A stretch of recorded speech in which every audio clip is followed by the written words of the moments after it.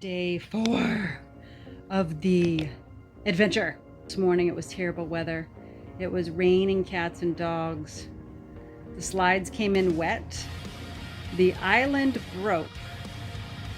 You'll see later on that I said I was going to get rid of the island possibly anyway because it was too big. Yeah, it broke. So it's going bye-bye. Most of the day though, once we got through the rain and once we got back onto I-5 South, it was pretty quiet. It was like 2-lane highway, minimal traffic. We actually didn't hit any traffic until we pulled off to the second Walmart. Yeah, that's right, people. The second Walmart for camping. One thing I have also learned is get rid of all your shit. Nobody needs all this stuff. I have 1/4 of the amount of most people, and it is still way too much. I have to move stuff every time we open the slides.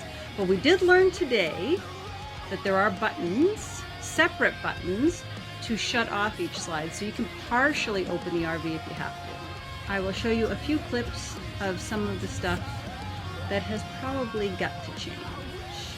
All right, guys, I will see you later. Bye. Fire Pelosi, Biden, Adam Gray, and Jim Costa. Apparently, those are the 4 people responsible for the gas prices, at least here in California.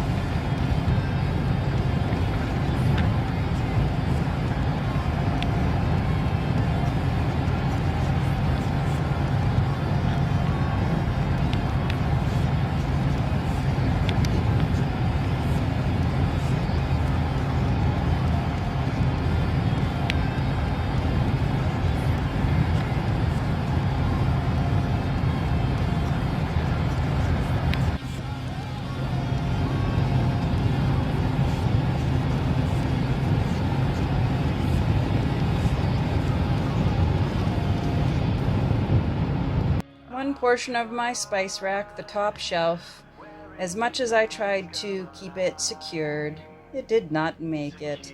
The only thing that broke is the caps though. Luckily the glass bottles, as far as I can tell, didn't break, so I can fix the cap and or just do without it.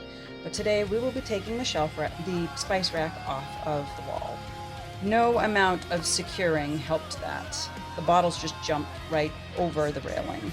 This shoe caddy from the Dollar Tree, a whole $1.95, $1.25, and a piece of foam board and some zip ties. This is my charging station. Keeps everything off the floor and tidy in their own little pockets. It is an 8-shoe caddy, but I just folded it in half, and the foam board fits between the 2 halves to give it some rigidity. Quick and easy.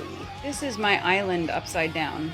And the reason it's upside down is because it is top heavy and on wheels. On travel days, it has to be flipped upside down. I think this is one thing I am going to remedy, aka change, when I get to my first permanent stop, or my first temporary stop, I should say.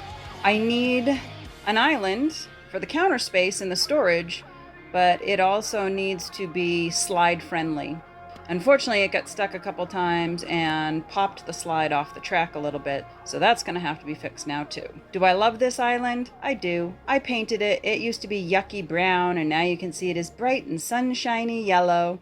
It's just too big and bulky, and I think I'm going to have to look for alternatives. Just for safety's sake, I put a baggie and secured it around each faucet, and this is actually how much the kitchen faucet leaked. So I am glad I covered everything. The bathroom faucet and the shower didn't really seem to have an issue, but the kitchen faucet apparently dripped quite a bit. I just turned the couch around. I am going to try, or we are going to try it backwards.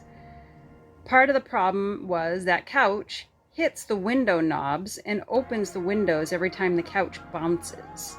If it's backwards, hopefully whatever's on the couch won't fall on the ground, and hopefully it will not bounce up. Well, it won't bounce up anymore and open the windows because it's not even touching the windows.